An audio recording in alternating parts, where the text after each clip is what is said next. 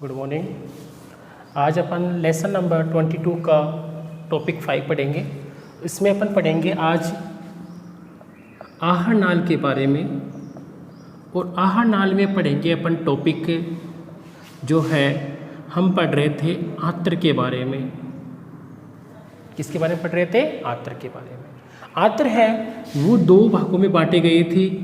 कौन कौन से थे? छोटी आंत्र और बड़ी आंत्र। छोटी आंत्र व बड़ी आंत्र। ठीक है, तो हमने पिछले टॉपिक में छोटी आंत्र के बारे में पढ़ लिया था, या अपन ग्रहणी के बारे में, इसके बारे में हमने पढ़ा था। तो अपन थोड़ा सा रिपीट कर लेंगे इस आंत्र के लिए। तो देखिए, जो हमने मनुष्य की आहार नाल बनाई थी,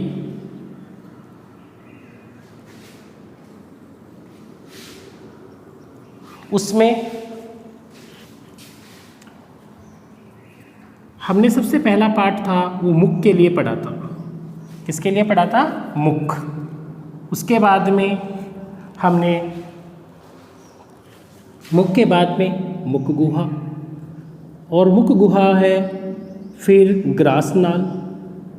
ग्रास नाल के बाद में आपने पढ़ा था आमाशय, और आमाशय के जस्ट यहाँ तक पढ़ने के बाद अपन पढ़ेंगे आंत्र। तो आंत्र के दो भाग हैं, छोटी आंत्र, दूसरी कौन सी होती है? बड़ी आंत्र। आंत्र की जो लंबाई है लगभग 7 से लेकर 8 मीटर, या अपन ये भी कह सकते हैं 7.5 मीटर तक हो सकती है। इसमें छोटी आंत्र है, इसकी लंबाई होती है 6.5 मीटर। कितनी होती है? 6.5 मीटर होती है। जबकि बड़ी आंत्र है, इसकी 1.5 से 1.8 मीटर लंबाई होती है। 1.5 से लेकर 1.8 मीटर तक की होती है। तो आज अपन पढ़ेंगे छोटी आंत्र और बड़ी आंत्र।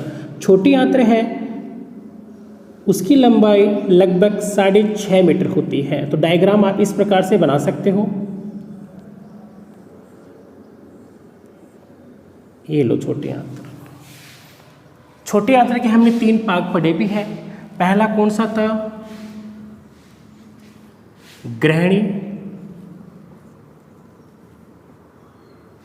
जेजुनम और इलियम। 3 भाग है, ग्रहणी, जेजुनम और कौन सा भाग है? इलियम। ये तीनों पार्ट अपने पढ़ते हैं। तो मनुष्य में आंत्र की लंबाई 7 से 8 मीटर होती है। छोटी आंत्र है, उसकी लंबाई होती है 6.5 मीटर। अब यहाँ पर जो 6.5 मीटर छोटी आंत्र है, यानी ये भाग, तो यहाँ पहले जो आमाशय से जुड़ी हुई नलिकानुमा संरचना होती है उसे क्या कहती है? ग्रहणी, जो लगभग कितने सेंटीमीटर लंबी होती है? 25 सेंटीमीटर लंबी होती है। कितनी होती है? 25 सेंटीमीटर लंबी होती है। तो आमाशय से जुड़ी हुई यू आकार की नलिका है, वो क्या कहलाती है? ग्रहणी कहलाती है। तो ये भाग हो गया ग्रहणी, जिसकी लंबाई होती है 25 सेंटीमीटर। और इसके मध्य क्या पाई जाती है? अग्नाशय ग्रंथि। क्या पाई जाती है? अग्नाशय ग्रंथि, जो आपको मैंने बताई भी थी। आमाशय है और ग्रहणी है, उसके मध्य जो स्थल है वहाँ पर कौन सी ग्रंथि पाई जाती है? अग्नाशय ग्रंथि। ये ग्रंथि कौन सी होती है? मिश्रित प्रकार की। मिश्रित का मतलब आप जानते हो कि जो अंतःस्रावी का भी काम करे और बहिःस्रावी का भी काम करे, ऐसी ग्रंथि को कौन सी ग्रंथि कहते हैं? अग्नाशय ग्रंथि कहते हैं। और यहाँ पित्ताशय से पित्तनलिका, अग्नाशय से दोनों यहाँ खुलती है। कहाँ? ग्रहणी के अंदर, जो पाचक रस का स्राव करती है। ठीक है, उसके बाद जो अपन सेकंड पॉइंट लेते हैं वो है, जो अपन पढ़ेंगे उसके बारे में है जेजुनम के बारे में, जिसकी लंबाई होती है 2 से 4 मीटर। यानी ग्रहणी है और इलियम, ये इलियम, ग्रहणी और इलियम के मध्य वाली जो नलिकानुमा संरचना है वो क्या कहलाती है? जेजुनम कहलाती है। और जेजुनम है उसकी लंबाई है वो कितनी होती है, 2 से लेकर 4 मीटर की होती है। ठीक है, और इसमें रक्त केशिकाएं अधिक होती है।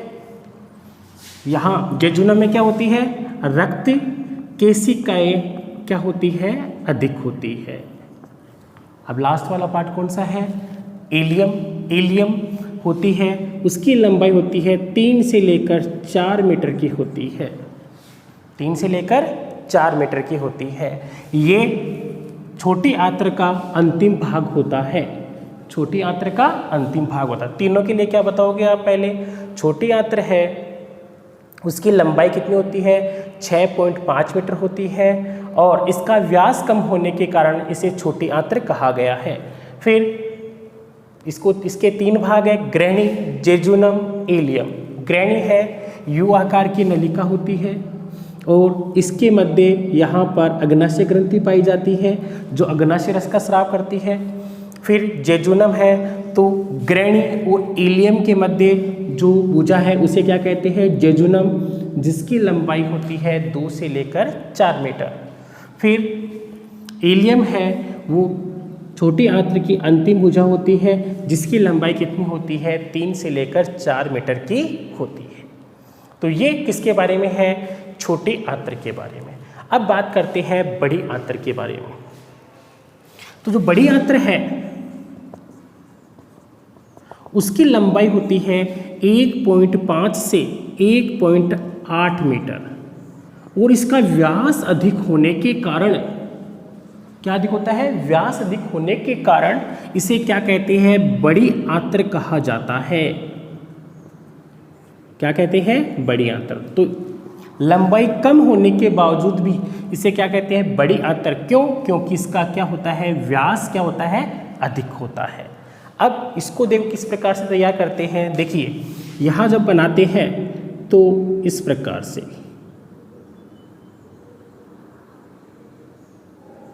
फिर यहाँ बना देंगे और फिर इधर बना देंगे, क्योंकि ये किस प्रकार की होती है, चूड़ी रूपी संरचना होती है। क्या होती है, चूड़ी रूपी संरचना होती है। तो ये क्या बन गई है, आपकी बड़ी आंत्र बन गई है। अब बड़ी आंत्र है वो चूड़ी रूपी संरचना होती है जिसकी लंबाई 1.5 से 1.8 मीटर होती है। व्यास अधिक होने के कारण इसे क्या कहा जाता है, बड़ी आंत्र कहा जाता है। अब जो बड़ी आंत्र है उसके 3 भाग हैं, सीकम, दूसरा जो पार्ट पढ़ेंगे अपन सीकम के बाद में कोलन और रेक्टम।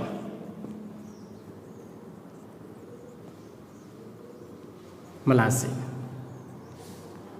देखिए पहला कौन सा है, सीकम, दूसरा कौन सा है, कोलन, और तीसरा कौन सा है, रेक्टम। अर्थात अपन जो बड़ी आंत्र है उसके 3 भाग पढ़ेंगे, सीकम, कोलन और रेक्टम। तो सीकम जो होता है, सीकम पार्ट है वो किससे जुड़ा रहता है, इलियम से जुड़ा रहता है। किससे जुड़ा रहता है, इलियम। तो इलियम से जुड़ा हुआ भाग है वो क्या कहलाता है, सीकम कहलाता है। और इसके पार्श्व किनारे पर, यहाँ पार्श्व किनारे पर एक विशेष संरचना पाई जाती है जिसे क्या कहते हैं, वर्मीफोरम अपेंडिक्स कहते हैं, या हिंदी में बोलते हैं कर्मी रूपी परिशेषिका। क्या कहते हैं, कर्मी रूपी परिशेषिका कहते हैं। तो आप क्या बोलोगे, यहाँ सीकम है उसके पार्श्व भाग में एक लंबी संरचना पाई जाती है, उसे क्या कहते हैं, वर्मीफोर्म अपेंडिक्स या कर्मी रूपी परिशेषिका कहते हैं, जिसकी लंबाई लगभग 8 सेंटीमीटर और व्यास होता है 1 सेंटीमीटर।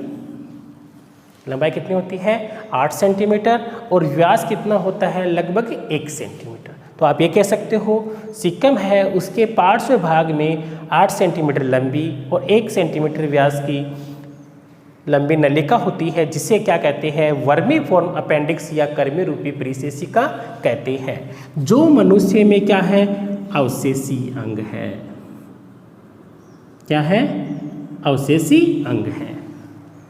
ये कहा जाता है कि पूर्वजों में इसका काम क्या था, सेलुलोज का पाचन, यानी पूर्वजों में क्या कहा जाता है कि ये क्या थी, सक्रिय, और इसका काम था सेलुलोज का पाचन करना।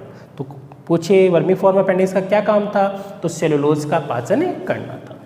ठीक है, तो इसमें आपने पढ़ा वर्मीफॉर्म अपेंडिक्स।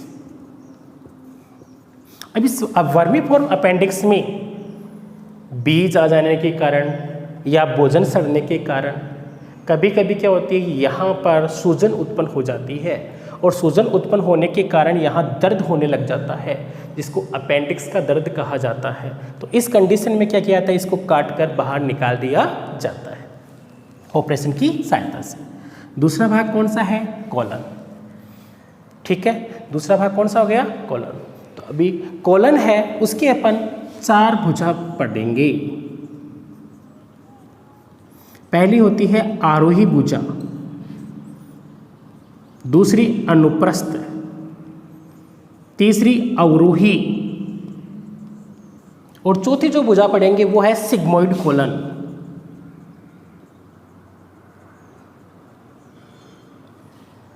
जो बड़ी आंत्र पढ़ रहे हैं उसमें कोलन वाला भाग, यानी ये यहाँ से लेकर यहाँ तक का जो पार्ट है वो कौन सा कहलाता है, कोलन।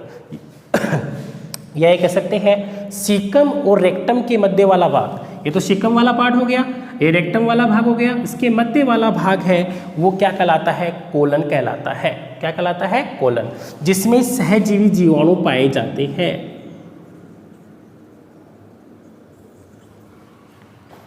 ठीक है, अब कोलन है उसकी 4 भुजा पढ़ेंगे अपन। एक कौन सी होती है, आरोही भुजा, दूसरी अनुप्रस्थ, तीसरी अवरोही, और चौथी कौन सी है, सिग्मोइड। तो आरोही भुजा ये भुजा कहलाती है, यानी सबसे फर्स्ट जो कोलन से जुड़ी हुई भाग है उसे कौन सी भुजा कहते हैं, आरोही भुजा। और आरोही भुजा के बाद में जो आमाशय के पास है उसको बोलते हैं अनुप्रस्थ भुजा। अवरोही भुजा यानी आरोही भुजा के ठीक सामने वाली जो भुजा है उसे क्या कहते हैं, अवरोही भुजा, और ये भाग कहलाता है सिग्मोइड कोलन।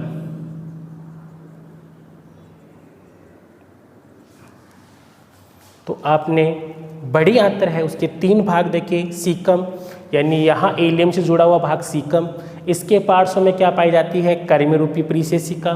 फिर कोलन है वो क्या काम करता है, सीकम और रेक्टम के मध्य वाला भाग है, जो 4 भुजाएं कन्वर्ट रहती है इसकी। पहले जो प्रथम भुजा है उसको आरोही भुजा, फिर अनुप्रस्थ भुजा, फिर अवरोही भुजा, और इसे क्या कहते हैं, सिग्मोइड कोलन कहते हैं। इसमें विशेष प्रकार के सहजीवी जीवाणु पाए जाते हैं। फिर बात करेंगे अपन रेक्टम, जिसको क्या कहते हैं, मलाशय। क्या कहते हैं, मलाशय। मलाशय है, इसमें अपचित भोजन को स्टोरेज किया जाता है। अपचित भोजन है उसका अस्थायी संग्रह। ये लो, आपको कार्य बता दिया है मैंने कि अपचित भोजन का अस्थायी संग्रह है वो कहाँ होता है, मलाशय में होता है। तो अपन भोजन को ग्रहण करते हैं, चबाते हैं, फिर उसका भोजन का पाचन करते हैं, और अपचित भोजन कहाँ इकट्ठा रहता है, मलाशय में इकट्ठा रहता है। तो अपचित भोजन है का उसका अस्थायी संग्रह कहाँ किया जाएगा, मलाशय में किया जाता है। फिर मलाशय में जो भोजन इकट्ठा रहता है और इसको गुदा द्वारा जो यहाँ पर छिद्रनुमा संरचना होती है उसे अपन क्या बोलते हैं, गुदा द्वार। उसके द्वारा अपचित भोजन को अपन कहाँ निकाल देते हैं, बाहर निकाल देते हैं। तो आज अपनी आहार नाल की संरचना कंप्लीट हो चुकी है। तो बिल्कुल ध्यान से पढ़ना है आपको। आपने सबसे पहले आहार नाल के बारे में पढ़ा, जिसकी लंबाई 30 फीट की होती है। पहले मुख, फिर मुख गुहा। मुख गुहा में 3 पार्ट पढ़े थे आपने, एक तो दांत पढ़ा था, एक तालू पढ़ा था, एक जीभ पढ़ा था। फिर ग्रासनाल के बारे में, फिर आमाशय के बारे में। आमाशय के बाद में आपने पढ़ा था छोटी आंत्र, उसके बाद में बड़ी आंत्र। तो आपका ये टॉपिक आज कंप्लीट हो जाता है। अब नेक्स्ट टॉपिक पढ़ेंगे अपन सहायक पाचक ग्रंथियाँ, क्योंकि पाचन तंत्र है वो 2 भागों से मिलकर बना था। पाचन तंत्र के बाद के दो भाग थे, आहार नाल और सहायक पाचक ग्रंथि। तो आहार नाल के बारे में हमने कंप्लीट पढ़ लिया, फिर पढ़ेंगे पाचक ग्रंथि, और उससे पहले अपन पढ़ेंगे आहार नाल की ऊतिकी, यानी इसके अंदर कौन कौन से किस प्रकार से स्तर पाए जाते हैं आहार नाल में, उसके बारे में। ठीक है, अब आज के टॉपिक से अपना एक क्वेश्चन है वो देखिए।